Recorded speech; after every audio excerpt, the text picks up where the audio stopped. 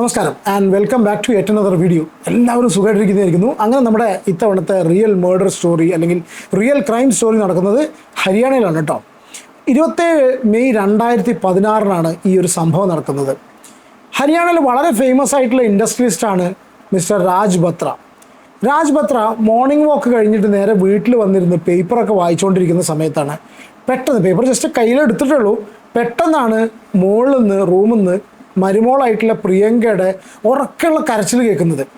ആൾ പെട്ടെന്ന് പാനിക്കായി. പുള്ളിയുടെ വൈഫ് പുറകെയും നേരെ ഈ ബെഡ്റൂമിലേക്ക് ചെന്ന സമയത്ത് കണ്ട കാഴ്ച എന്ന് പറഞ്ഞാൽ മോള് അവിടെ നിലത്ത് കിടന്ന് കരയുന്നുണ്ട്. അവൾ കണ്ട സമയത്ത് തന്നെ പപ്പ എന്ന് പറഞ്ഞ് ഓടി അടുത്തേക്ക് വരുന്നു. ബെഡിൽ രാജ് ബത്രയുടെ മോനായിട്ടുള്ള യോഗേഷ് ബത്ര അനങ്ങാതെ കിടക്കുകയാണ്. അതായത് അബോധാവസ്ഥയിൽ കിടക്കുന്ന സ്വന്തം മകനെയാണ് മിസ്റ്റർ രാജ് ബത്ര അന്ന് അവിടെ കണ്ടിട്ടുള്ളത്. അതിൽ പുള്ളി പെട്ടെന്ന് തട്ടി വിളിക്കുന്നു. രണ്ടുപേരും കൂടി ഉറക്കെ എല്ലാവരും കരഞ്ഞു വിളിക്കുന്നു. പക്ഷേ മോൻ എണീക്കുന്നില്ല. അപ്പോൾ ഒരു അൺകോൺഷ്യസ് സ്റ്റേറ്റിൽ കണ്ട പോലെയാണ് ഇവർക്ക് ഫീൽ ചെയ്തത്. പെട്ടെന്ന് തന്നെ ഇവർ ഹോസ്പിറ്റലിലേക്ക് കൊണ്ടുപോകുന്നു. ഈ യോഗേഷ് ബത്രയ്ക്കും പ്രിയങ്കയ്ക്കും 2 കുട്ടികളാണുള്ളത്. എല്ലാവരും കൂടിയിട്ട് അമ്മയും വൈഫും എല്ലാം കൂടി അവിടുത്തെ സെർവൻസ് എല്ലാം കൂടിയിട്ട് വണ്ടി എടുത്തിട്ട് ഈ യോഗേഷ് ബത്രയെ ഹോസ്പിറ്റലിലേക്ക് എത്തിക്കുകയാണ്. പക്ഷേ ബൈ ദ ടൈം ഇവർ ഹോസ്പിറ്റലിൽ എത്തുന്നതിന് മുന്നേ തന്നെ ഇയാളുടെ മരണം സംഭവിച്ചിരുന്നു. അൺഫോർച്ചുനേറ്റ്ലി അയാൾ മരിച്ചിട്ടുണ്ടായിരുന്നു. അങ്ങനെ ഡോക്ടേഴ്സ് ഇയാൾ മരിച്ചു എന്നുള്ള ആ ഒരു റിപ്പോർട്ട് അവിടെ എഴുതുന്ന സമയത്ത് അതിൻ്റെ കൂട്ടത്തിൽ അവർ പറയുന്നു possibility of A cardiac arrest എന്ന് പറയുന്നത്, അതായത് ഹാർട്ട് അറ്റാക്ക് വന്നിട്ടായിരിക്കണം മരിച്ചിട്ടുള്ളത് എന്നുള്ള കാര്യം പറയുന്നു ഡോക്ടേഴ്സ്. എന്തെങ്കിലും ഒരു ക്ലിയർ കൺക്ലൂഷൻ എത്തണമെന്നുണ്ടെങ്കിൽ ഓട്ടോപ്സി അല്ലെങ്കിൽ പോസ്റ്റ്മോർട്ടം ചെയ്യണം എന്നുള്ളതാണ് ഡോക്ടേഴ്സ് പറയുന്നത്. സ്വാഭാവികമായിട്ടും രാജ് ബത്ര പറയുന്നത് പോസ്റ്റ്മോർട്ടം ചെയ്ത് നോക്കാം എന്ന് പറയുന്ന സമയത്ത് ആ പോസ്റ്റ്മോർട്ടത്തെ ഇവരുടെ വൈഫായിട്ടുള്ള, അതായത് യോഗേഷിൻ്റെ വൈഫായിട്ടുള്ള രാജ് ബത്രയുടെ മരുമോളായിട്ടുള്ള പ്രിയങ്ക എന്ന് പറഞ്ഞിട്ടുള്ള ലേഡി അവർ എതിർക്കുകയാണ്. അവർ പറയുന്നത് എന്താ വെച്ചാൽ ഇനി ഇതിൻ്റെ ആവശ്യമില്ല, കാരണം ആൾക്ക് കാർഡിയാക് അറസ്റ്റായിട്ട് മരിച്ചതാണ്, അതിൻ്റെ ആവശ്യമില്ല എന്ന് പറഞ്ഞിട്ട് പിന്നെ ഈ ലേഡി ഭയങ്കരമായിട്ട് ഇൻസിസ്റ്റ് ചെയ്യുന്നു. അതായത് എനിക്ക് എൻ്റെ ഹസ്ബൻഡിനെ പോസ്റ്റ്മോർട്ടം ചെയ്യേണ്ട എന്ന് പറഞ്ഞിട്ട്. അപ്പോൾ അങ്ങനെ അവരുടെ ഒരു നിർബന്ധത്തിന് ഇറങ്ങി. കാരണം വെച്ചാൽ രാജ് ബത്രയും മോനാണെന്നുണ്ടെങ്കിലും വൈഫും ഇവരൊക്കെ വളരെ സന്തോഷമായിട്ട് അതായത് ഇയാൾ സ്വന്തം മോളെ പോലെയാണ് ഈ പ്രിയങ്കയെ കരുതിയിരുന്നത്. പ്രിയങ്ക തിരിച്ച് സ്വന്തം അച്ഛൻ്റെ മാതിരിയാണ്. അത്രയും ലവബിൾ ഫാമിലിയായിട്ട് കഴിഞ്ഞു പോന്നിരുന്ന ആൾക്കാരാണ്.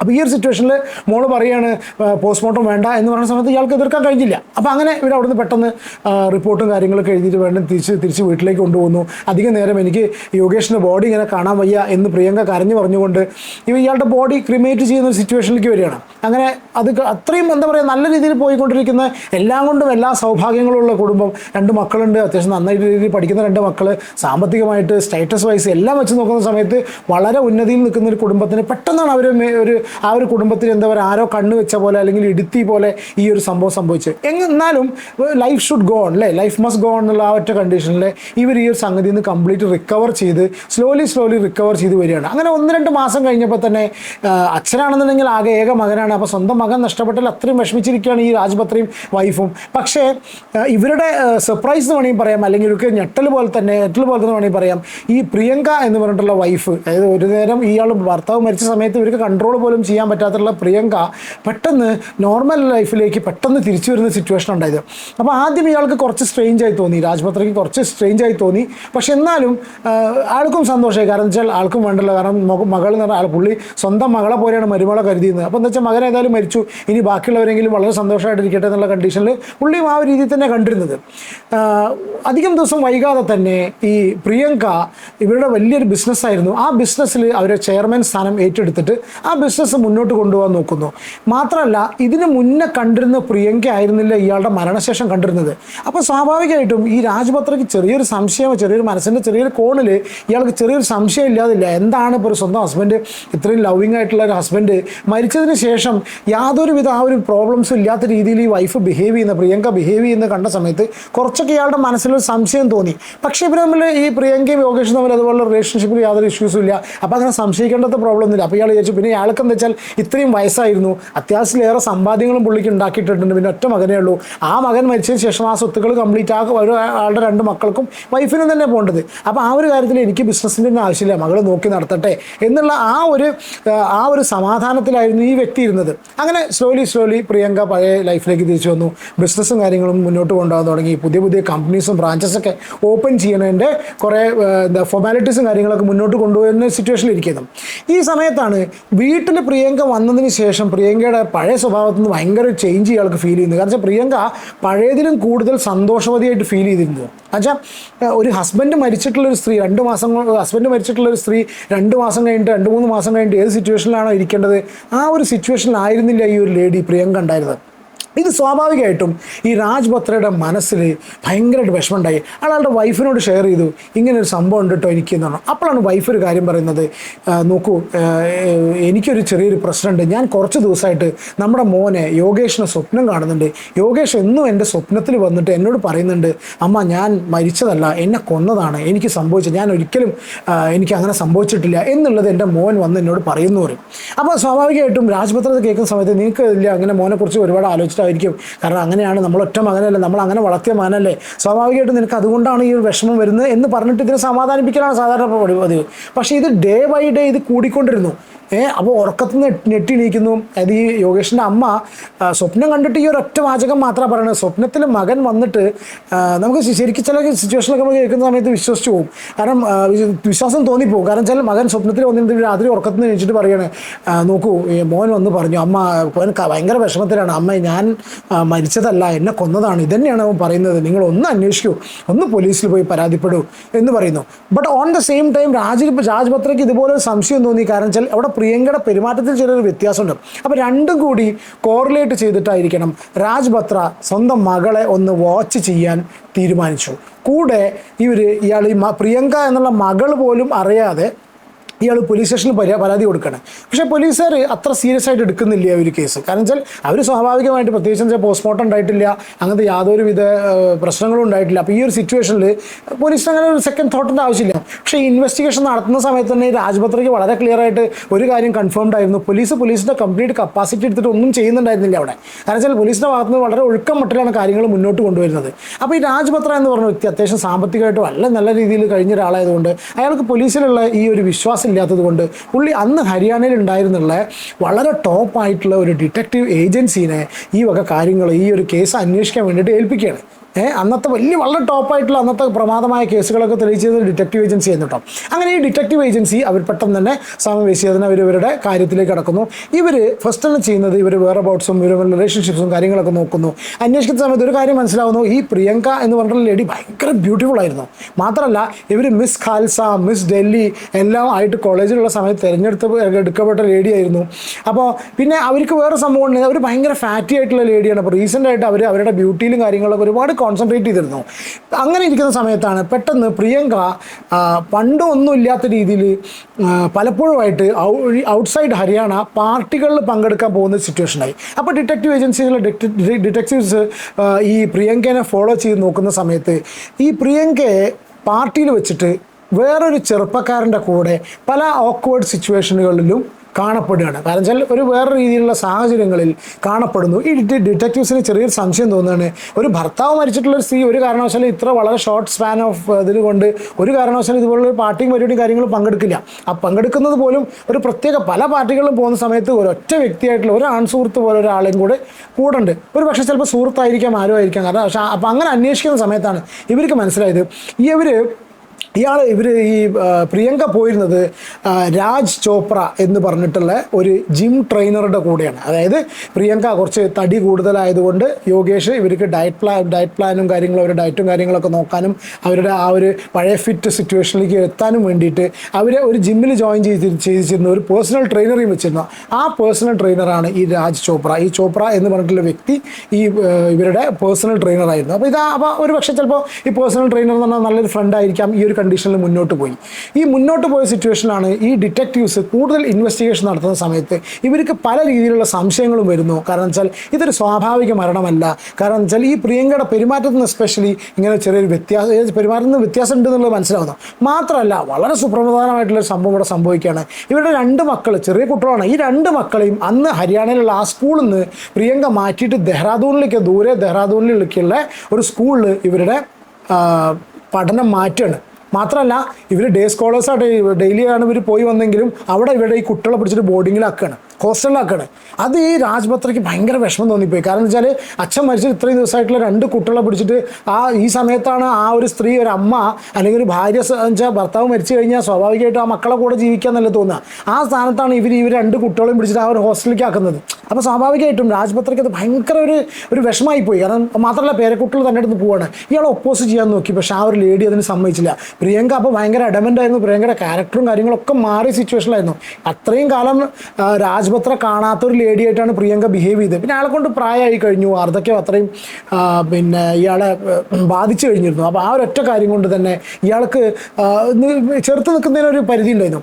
പക്ഷേ ഈ സമയത്താണ് ഈ ഡിറ്റക്റ്റീവ്സിന് ഇതെല്ലാം കൂടി കണക്ട് ചെയ്യുന്ന സമയത്ത്, ഇവർ രാജ് ബത്രയെ ഡിസ്കസ് ചെയ്യുന്ന സമയത്ത് ഇവർക്ക് മനസ്സിലാവുന്നു എന്തോ ഒരു സംഗതി, ഇയാളുടെ മരണം, പിന്നെ അതിനുശേഷം ഈ സ്ത്രീ ബിസിനസ് കംപ്ലീറ്റ് ഏറ്റെടുക്കുന്നു, പിന്നെ ഇവർ പാർട്ടികളിൽ പോകുന്നു, അവിടെ ഒരു സുഹൃത്തിനെ കണ്ടുമുട്ടുന്നു എന്നൊക്കെ പറയുന്ന സമയത്ത് എന്തോ ഒരു നല്ല രീതിയിലല്ലാത്തൊരു പന്തികേട് അവരെ ഫീൽ ചെയ്തു. അങ്ങനെയാണ് ഇവർ വീണ്ടും ഈ ഡിറ്റക്റ്റീവ് ഏജൻസി അവരുടെ ഇൻഫ്ലുവൻസ് വെച്ചിട്ടും ഈ രാജ് ബത്ര ഇൻഫ്ലുവൻസ് വെച്ചിട്ടും അന്ന് ഹരിയാനയിൽ DGPക്ക് ഈ പരാതി കൊടുക്കുന്നത്. DGPക്ക് പരാതി കിട്ടിയ ഉടനെ തന്നെ DGP വീണ്ടും ആ കൺസേൺ സ്റ്റേഷനിലേക്ക് സീരിയസ് ആയിട്ട് പ്രഷർ കൊടുക്കുകയാണ്. ഈ കേസ് ഓപ്പൺ ചെയ്തിട്ട് വീണ്ടും അന്വേഷിക്കാൻ വേണ്ടി പറയുകയാണ്. അങ്ങനെ ഇവർ രണ്ടാമത് വീണ്ടും ഈ അന്വേഷണം നടത്തുന്നു. ലോക്കൽ റെസിഡൻസിനെ അവിടെ ഇവരെ എല്ലാവരും അന്വേഷിക്കുന്ന സമയത്തും പിന്നെ അത്ര കാര്യമായിട്ടൊന്നും കണ്ടില്ല. അങ്ങനെയാണ് പെട്ടെന്നൊരു കാര്യം മനസ്സിലാവുന്നത്. ഇത് കോൾ റെക്കോർഡ്സ് പരിശോധിക്കുന്നു. അതായത് പോലീസ് എന്തെങ്കിലും സംഭവം ഉണ്ടെങ്കിൽ ആദ്യം CDR നോക്കുക, കോൾ ഡേറ്റ റെക്കോർഡ്സും കാര്യങ്ങളൊക്കെ നോക്കുന്ന സമയത്താണ് മനസ്സിലാവുന്നത് ഈ പിന്നെ പല സിറ്റുവേഷനുകളിലും ഈ ചോപ്രയായിട്ട് ഈ പ്രിയങ്കയ്ക്ക് ഒരുപാട് കാലത്തെ ഒരുപാടായിട്ടുള്ള രാത്രികളിലൊക്കെ സംസാരവും കാര്യങ്ങളൊക്കെ ഉണ്ടായിരുന്നു എന്നുള്ള ഈ ഒരു വിവരം പോലീസിന് കിട്ടുകയാണ്. അപ്പോൾ സ്വാഭാവികമായിട്ടും പോലീസിന് ചെറിയ സംശയം തോന്നുന്നു, എന്തോ ഒരു റിലേഷൻഷിപ്പ് കുറച്ച് കാലങ്ങളായിട്ട് ഇവർ തമ്മിലുണ്ട് എന്നുള്ളത്. അങ്ങനെ ഇവർ ഈ രാജ് ചോപ്ര എന്ന് പറഞ്ഞിട്ടുള്ള ഈ വ്യക്തിയെ ചോദ്യം ചെയ്യാൻ വേണ്ടി വിളിപ്പിക്കുകയാണ്. സ്വാഭാവികമായിട്ട് ചോദ്യം ചെയ്യാൻ വിളിപ്പിക്കുന്ന സമയത്ത് ഇയാൾ ഒപ്പോസ് ചെയ്യും. മാത്രമല്ല പോലീസിന് വളരെ സുപ്രധാനമായിട്ടുള്ളൊരു തെളിവ് ഇവിടുന്ന് ലഭിക്കുന്നതെന്ന് വെച്ചാൽ ഈ കൊല നടന്നു എന്ന് പറഞ്ഞ സമയത്ത് ഈ ചോപ്ര എന്ന് പറഞ്ഞിട്ടുള്ള പ്രിയങ്കയുടെ സുഹൃത്തായിട്ട് ജിം ട്രെയിനറുടെ ലൊക്കേഷൻ, മൊബൈൽ ടവറിൻ്റെ ഈ മൊബൈലിൻ്റെ ലൊക്കേഷൻ ഇയാളുടെ യോഗേഷ് ഇവരുടെ വീടിൻ്റെ ടവർ ലൊക്കേഷൻ അടുത്തായിട്ട് കാണപ്പെടുകയാണ്. അപ്പോൾ ഇത് പോലീസിന് കൂടുതൽ സംശയം കൂട്ടി. കാരണം എന്താ വെച്ചാൽ എന്തോ ഒരു പന്തികേട് ഇതിലുണ്ട് എന്ന് മനസ്സിലാവുന്നു. അങ്ങനെ ഇവരെ 2 പേരെയും അന്ന് പോലീസ് DGPയുടെ നിർദ്ദേശപ്രകാരം ഇവരെ കസ്റ്റഡിയിലെടുത്ത് ചോദ്യം ചെയ്യുന്ന സിറ്റുവേഷൻ ഉണ്ടാകുന്ന സമയത്താണ് ഈ കേസിൽ എൻ്റെ ഒരു സൊല്യൂഷൻ അല്ലെങ്കിൽ ഈ കേസ് തെളിയിക്കപ്പെടുന്ന ഒരു സിറ്റുവേഷനിൽ ടേണിംഗ് പോയിന്റ് അല്ലെങ്കിൽ ട്വിസ്റ്റിലേക്ക് വരുന്നത്. അവിടെ ഈ ചോപ്രയും പ്രിയങ്കയും കൺഫെസ് ചെയ്യുന്നു ഇവരാണ് ഈ യോഗേഷ്. ആദ്യം ഇവർ പല രീതിയിലും പറഞ്ഞു നോക്കി. കാരണം വെച്ചാൽ വളരെ ഹെൽത്തി ആയിട്ടുള്ള ഒരു വ്യക്തിയായിരുന്നു ഈ യോഗേഷ് എന്ന് പറഞ്ഞ ആൾ. കാരണം അത്യാവശ്യം നല്ല രീതിയിൽ ഫിസിക്കൊക്കെ നോക്കിയിട്ട് ഒരിക്കലും ഒരു കാരണവശാലും ഒരു കാർഡിയാക് അറസ്റ്റ് വരേണ്ട രീതിയിലുള്ളൊരു ശരീരമല്ല ആൾക്ക് ഉണ്ടായിരുന്നത്. ഫാമിലി ഹിസ്റ്ററിയോ കാര്യങ്ങളോ ഒന്നുമില്ല. എങ്ങനെയൊക്കെ ആണെങ്കിൽ ഇയാൾക്ക് എങ്ങനെ വന്നു അന്വേഷിച്ച സമയത്താണ് ആ ഒരു ക്വസ്റ്റ്യനിങ്ങിലാണ് ഈ പ്രിയങ്കയും ചോപ്രയും സമ്മതിക്കുന്നത്. കാരണം 2 പേരും കൂടിയാണ് ഈ വ്യക്തിയെ വകവരുത്തിയിട്ടുള്ളത് എന്നുള്ളത്. ഇനി എന്താണ് ഇതിൻ്റെ മോട്ടീവ് എന്ന് നോക്കുകയാണെന്നുണ്ടെങ്കിൽ നമ്മളിത് ഒരുപാട് ഈ ഒരു എന്താ പറയുക ഇതുപോലുള്ള കേസസ് നോക്കുന്ന സമയത്ത് എനിക്ക് വെച്ചാൽ ആവർത്തന വിരസത എനിക്ക് തന്നെ ഫീൽ ചെയ്യുന്നു. കാരണം ഇങ്ങനത്തെ കേസുകളിലൊക്കെ വരുന്നത് അവിഹിതമാണ് അല്ലേ. ഞാൻ പറഞ്ഞിട്ടല്ലോ ഈ പ്രിയങ്ക എന്ന് പറഞ്ഞ lady miss Khalsa, miss Delhi ഒക്കെ ആയിരുന്നു. അപ്പോൾ വളരെ ബോഡി ഷേപ്പിലൊക്കെ ഉള്ള വളരെ സുന്ദരിയായിട്ടുള്ള ലേഡി ആയിരുന്നു. പിന്നീട് അവർ പ്രസവം കഴിഞ്ഞ ശേഷം കുറച്ച് ഒബീസായി, കുറച്ച് തടിയൊക്കെ വന്നു. ആ ഒരൊറ്റ കാര്യം കൊണ്ട് തന്നെ അവരെ ഒരു ജിമ്മിലേക്ക് ഇയാൾ വിടുകയാണ്. ജിമ്മിൽ വിട്ടിട്ട് പേഴ്സണൽ ട്രെയിനറായിട്ടുള്ള ചോപ്ര എന്ന് പറഞ്ഞ വ്യക്തിയെ അയാളെ ഇതാക്കുന്നു. അങ്ങനെ സ്ലോലി ചോപ്ര ഈ ലേഡിയെ ട്രെയിൻ ചെയ്ത് അവർ തമ്മിൽ ഒരു റിലേഷൻഷിപ്പിലേക്ക് പോകുന്നു. മാത്രമല്ല അവർ തമ്മിൽ ഒരു സെക്ഷൽ റിലേഷൻഷിപ്പ് വരുന്നു, ഇല്ലിസിറ്റ് റിലേഷൻഷിപ്പ് വരുന്നു. പല സമയത്തും ഈ ലേഡിക്കാണെന്നുണ്ടെങ്കിൽ സ്വന്തം ഭർത്താവിനോട് പോലും താല്പര്യമില്ലാത്തൊരു സിറ്റുവേഷനിലേക്ക് പോകുന്ന ഒരു അവസ്ഥയിൽ അത് മക്കളെ നോക്കുന്നില്ല. അങ്ങനത്തെ ഒരു സ്ഥിതിയിലേക്കാണ് ഇവർ പോയിക്കൊണ്ടിരിക്കുന്നത്. പെട്ടെന്നാണ് ഈ യോഗേഷിന് സംശയം തോന്നിയിട്ട് യോഗേഷ് ഇവരുടെ ഫോളോ ചെയ്ത സമയത്ത് ഒരു ദിവസം ഒരു വളരെ മോശമായിട്ടുള്ള സിറ്റുവേഷൻ, ഒരു കോംപ്രമൈസിങ് സിറ്റുവേഷൻ. 2 പേരും കൂടി വേറെയുള്ള ഒരു ഇല്ലീഗൽ ആക്ടിവിറ്റി, ഇല്ലീഗൽ ആക്ട് നടന്നുകൊണ്ടിരിക്കുന്ന ആ ഒരു സാഹചര്യത്തിൽ റെഡ് ഹാൻഡഡ് ആയിട്ട് ആ സാഹചര്യത്തിൽ കയ്യോടെ ഭർത്താവ്, പാവം ഹതഭാഗ്യനായിട്ടുള്ള ആ ഭർത്താവ്, ഇവർ 2 പേരും ഒരു കോംപ്രമൈസിങ് പൊസിഷനിൽ ഇവരെ പിടിക്കുന്ന സമയത്ത് സ്വാഭാവികമായിട്ടും ഇയാൾ ഒരുപാട് പ്രശ്നം ഉണ്ടാക്കുന്നു. പക്ഷേ പ്രിയങ്ക ഭയങ്കര അഡമൻ്റ് ആയിരുന്നു. പ്രിയങ്ക പറഞ്ഞാൽ എനിക്ക് നോക്കണ്ട, എനിക്ക് നിങ്ങളെ കൂടെ ജീവിക്കാൻ കഴിയില്ല, എനിക്ക് ഇയാൾ മതി എന്നുള്ളത് ആ ഒരു സ്ഥിതി തന്നെ അവർ വിളിച്ച് പറയണം. പക്ഷേ പാവം യോഗേഷ് സ്വന്തം മക്കളെയൊക്കെ ആലോചിച്ചിട്ട് ഒരുപാട് സംസാരിച്ചിട്ട് ആൾ കരഞ്ഞിട്ടും ഒക്കെ പറഞ്ഞിട്ട് ഈ സ്ത്രീയെ വീണ്ടും ജീവിതത്തിലേക്ക് കൊണ്ടുവരിക. അപ്പോൾ ഈ സ്ത്രീ പറയുകയാണ്, ഈ പ്രിയങ്ക പറയുകയാണ്, ഓക്കെ ശരി എങ്കിൽ ഞാനൊരു കാര്യം ചെയ്യാം, ഞാൻ ഇനി അങ്ങനെ ആക്കുന്നില്ല എന്ന് പറഞ്ഞിട്ട് അവിടെ നിന്ന് തിരിച്ചു പിടിച്ച് കൊണ്ടുവരികയാണ്. ഈ ജിം ട്രെയിനറെ അവന് കുറച്ച് കാശും കൊടുത്തിട്ട് അവനെ പറഞ്ഞയക്കണം, ഇത് കംപ്ലീറ്റ് സെറ്റിൽ ചെയ്യണം, ഇനി പുറത്തിറങ്ങി കഴിഞ്ഞാൽ കുടുംബത്തിന് ഇതൊക്കെ മാനക്കേട് ഇടപാടും കാര്യങ്ങളും വന്നിട്ട് ഇവരെയും തിരിച്ച് പറഞ്ഞയക്കുന്നതാണ്. അങ്ങനെ ആ ഒരു സിറ്റുവേഷനിൽ ഈ സംഗതി പിരിഞ്ഞു എന്നുള്ള സിറ്റുവേഷനിൽ ഈ യോഗേഷ് ആ ഒരു മനസ്സമാധാനത്തിൽ നിൽക്കുക. പക്ഷേ യഥാർത്ഥത്തിൽ അവിടെ ഒരു സംഭവം പിരിഞ്ഞിട്ടുണ്ടായില്ല. അപ്പോഴും ഈ പ്രിയങ്കയും ചോപ്രയും തമ്മിൽ ഉള്ളിലൂടെ ഭയങ്കര റിലേഷൻഷിപ്പ് ഉണ്ടായിരുന്നു. ഇത് ഈ പാവത്തിന് അറിയായിരുന്നില്ല. കാരണം വെച്ചാൽ അവിടെയാണ് യോഗേഷ് ഇയാൾക്ക് ഈ സ്ത്രീക്ക് മൊബൈൽ വാങ്ങിക്കൊടുക്കുന്നു. ആ ഒരു നമ്പറിലൂടെയാണ് ഇവർ കമ്മ്യൂണിക്കേറ്റ് പോലും ചെയ്തിരുന്നത്. ഇത് ഈ പാവത്തിന് അറിയുമായിരുന്നില്ല. ഇവരവിടെ ഡിസൈഡ് ചെയ്തിരുന്നത് ഈ എന്താ പറയുക, ഈ ചങ്ങാതിനെ യോഗേഷിനെ ഡിവോഴ്സ് ചെയ്തതിന് ശേഷം ഇവനെ കല്യാണം കഴിക്കാന്നുള്ളത്. അതായത് മറ്റേ ഈ പിന്നെ ജിം ട്രെയിനറുടെ കല്യാണം, ചോപ്രയെ കല്യാണം കഴിക്കുക എന്നുള്ള കണ്ടീഷനിൽ നിന്നിരുന്നത്. പക്ഷേ ഇയാളൊരു മില്യനെയർ ആയിരുന്നു. യോഗേഷ് ഒരു മില്യനെയർ ആയുള്ള ഒറ്റ കാര്യം കൊണ്ട് തന്നെ ആണ് ഒരു കാരണവശാലും. കാരണം വെച്ചാൽ സ്വത്ത് അവിടെ വലിയ ഫാക്ടറാണ്. കാരണം മറ്റവനൊരു സാധാ ജിം ട്രെയിനർ മാത്രമാണ്. അപ്പോൾ ഇവർക്ക് മുന്നോട്ട് കൊണ്ടുപോകണമെന്നുണ്ടെങ്കിൽ ഈ വെറും ഡിവോഴ്സ് കൊണ്ട് മാത്രമായിട്ടില്ല, ഡിവോഴ്സ് കൊണ്ട് സാമ്പത്തിക ശേഷി ഇല്ലല്ലോ അവിടെ. അപ്പോൾ ഈ പൈസയും കൂടി കിട്ടാൻ വേണ്ടിയിട്ടാണ് രണ്ടുപേരും കൂടി ഇയാളെ വകവരുത്താൻ തീരുമാനിച്ചത്. ഈ ഒരൊറ്റ കാര്യം കൊണ്ട് തന്നെ ഇവർ തീരുമാനിച്ചതെന്ന് വെച്ചാൽ, ഈ പ്രിയങ്ക എന്ന് പറഞ്ഞ ലേഡിയുടെ അച്ഛൻ ഡോക്ടറായിരുന്നു. അപ്പോൾ അവർക്ക് വളരെ ക്ലിയർ ആയിട്ട് അറിയാമായിരുന്നു എന്തൊക്കെ ഡ്രഗ്സ് അഡ്മിനിസ്റ്റർ ചെയ്താലാണ് ഒരു വ്യക്തി ഇങ്ങനെ അബോധാവസ്ഥയിലേക്ക് പോവുക എന്നുള്ള കാര്യങ്ങളൊക്കെ ഈ ലേഡിക്ക് അറിയായിരുന്നു. അങ്ങനെ ഇവർ 27 മെയ് 2016 ഇവർ പ്ലാൻ ചെയ്യുന്നു. രാത്രി ഒരു ദിവസം കിടന്നതിന് ശേഷം ബാക്കിൽ ഡോർ ഈ സ്ത്രീ തുറന്നിടുന്നു. അങ്ങനെ ഇവിടേക്ക് ഈ മറ്റേ ജിം ട്രെയിനറും കൂടി വരുന്നു. വന്ന് റൂമിലെത്തിയതിന് ശേഷം ഇയാൾ ഉറങ്ങി കിടക്കുന്ന സമയത്ത് കൈ കെട്ടിയിട്ട് ഇഞ്ചെക്ട് ചെയ്യാം എന്നുള്ള കണ്ടീഷനിലാണ് നിന്നിരുന്നത്. പക്ഷേ ആ വീട്ടിൽ ശബ്ദം കേട്ടിട്ട് പെട്ടെന്ന് യോഗേഷ് എണീക്കുകയാണ് ബെഡ്റൂമിൽ നിന്ന്. യോഗേഷ് എണീക്കുമ്പോൾ തന്നെ ഇവർ രണ്ടുപേരും കൂടി ഇയാളുടെ കൈ പിടിച്ചു വെക്കുന്നു. അതായത് ഈ ജിം ട്രെയിനർ ചോപ്ര അത്യാവശ്യം നല്ല സ്ട്രെങ്ത് ഉള്ള ആളായിരുന്നു. പുള്ളി കൈ രണ്ടും പിടിച്ചു വെക്കുന്നു. വായിൽ തുണി തിരുകിയിട്ട് പില്ലോ മുഖത്ത് വെച്ചിട്ട് ശ്വാസം മുട്ടിച്ച് കൊല്ലുകയാണ് യോഗേഷിനെ. എന്നിട്ട് ശ്വാസം മുട്ടിച്ച് ബോധം കെടുത്തിട്ട് അങ്ങനെ കൊന്നു. അങ്ങനെയാണ് ഇവർ കൊന്നിട്ട് ഇവർ ബോഡി ഡിസ്പോസ് ചെയ്യാന്നുള്ള പരിപാടിയാണ് വിചാരിച്ചിരുന്നത്. പക്ഷേ അപ്പോഴേക്ക് കാര്യങ്ങളൊക്കെ പ്ലാനൊക്കെ തെറ്റിയ സ്ഥിതിക്ക് ഇവർ പറഞ്ഞു, ഇവർ ഈ ലേഡിയുടെ പ്ലാനായിരുന്നു, നീ ചോപ്ര നീ പേടിക്കണ്ട, ഞാനിത് ഡിസ്പോസ് ചെയ്തോളാം എന്നുള്ള ഒറ്റ കാര്യം പറഞ്ഞിട്ട് രാവിലെ ആവണവരെ വെയിറ്റ് ചെയ്തു. രാവിലെ ആവുന്ന സമയത്ത് ഈ ഒരു ഭർത്താവിന് ഹാർട്ട് അറ്റാക്ക് വന്നതാണ് എന്ന് പറഞ്ഞിട്ട് അതൊരു സ്വാഭാവിക മരണമാക്കിയിട്ട് പ്രിയങ്ക ചിത്രീകരിച്ചു. ഏകദേശം 1 വർഷം കഴിഞ്ഞതിന് ശേഷം 2017 മാർച്ചിലാണ് ഈ ഒരു കേസിൻ്റെ തെളിയലും കാര്യങ്ങളും വിധിയും കാര്യങ്ങളും വന്നത്. ഇപ്പോൾ മാത്രമല്ല, ഇവരിതിനു വേണ്ടി 2 പേരെയും കൂടി, 2 സെർവൻസിനെ, ജിമ്മിലും അവിടെ വന്നിരുന്നിട്ടുള്ള 2 സെർവൻസിനെയും കൂടി ഈ ഒരു കാര്യത്തിലേക്ക് അവർ കൂട്ടിയിരുന്നു. ഈ 2 പേരെയും, ഈ പ്രിയങ്കേനെയും ഈ രാജ് ചോപ്ര എന്ന് പറഞ്ഞിട്ടുള്ള വ്യക്തിനെയും ലൈഫ് ഇംപ്രിസൺമെൻറ്റ് അല്ലെങ്കിൽ ജീവപര്യന്തത്തിന് കോടതി, ഹരിയാന കോർട്ട് ശിക്ഷിച്ചു. എല്ലാവരും ഇപ്പോൾ ജയിലിലാണ്. ഈ ഒരു ആസ് ഓഫ് നൗ അതാണ് ഇപ്പോഴത്തെ ഈ ഒരു കേസിൻ്റെ സിറ്റുവേഷൻ. അങ്ങനെ പറയുന്നത് ഈ നല്ല മര്യാദയ്ക്കുള്ളത്തില്ലാത്ത റിലേഷൻഷിപ്പ് അല്ലെങ്കിൽ ഇല്ലിസിറ്റ് റിലേഷൻഷിപ്പും കാര്യങ്ങളും വഴിവിട്ട ബന്ധങ്ങളൊക്കെ അവസാനം കൊണ്ടെത്തുന്നത് ഒരു നല്ലൊരു രീതിയിലേക്കല്ല. മോസ്റ്റ് ഓഫ് ദി കേസസ് 99% അത് യഥാർത്ഥത്തിൽ നല്ല രീതിയിൽ പോയിക്കൊണ്ടിരിക്കുന്ന കുടുംബങ്ങളെ കംപ്ലീറ്റ് നശിപ്പിക്കുന്ന രീതിയിൽ ആണ് പോകുന്നത്. അപ്പോൾ ഇതായിരുന്നു നമ്മുടെ സ്റ്റോറി. നിങ്ങൾക്ക് സ്റ്റോറി ഇഷ്ടപ്പെട്ടു എന്ന് വിചാരിക്കുന്നു. ഇഷ്ടപ്പെട്ടാൽ ദയവ് ചെയ്ത് ലൈക്ക് ചെയ്യുക. പിന്നെ നിങ്ങൾ ഈ ചാനൽ ഇതുവരെ സബ്സ്ക്രൈബ് ചെയ്തിട്ടുണ്ടെങ്കിൽ ദയവ് ഇതൊന്ന് സബ്സ്ക്രൈബ് ചെയ്ത് സപ്പോർട്ട് ചെയ്യുക. വലിയൊരു ഉപകാരമായിരിക്കും. അപ്പോൾ അടുത്തൊരു വീഡിയോയിൽ കാണാം. അതുവരെ take care and God bless.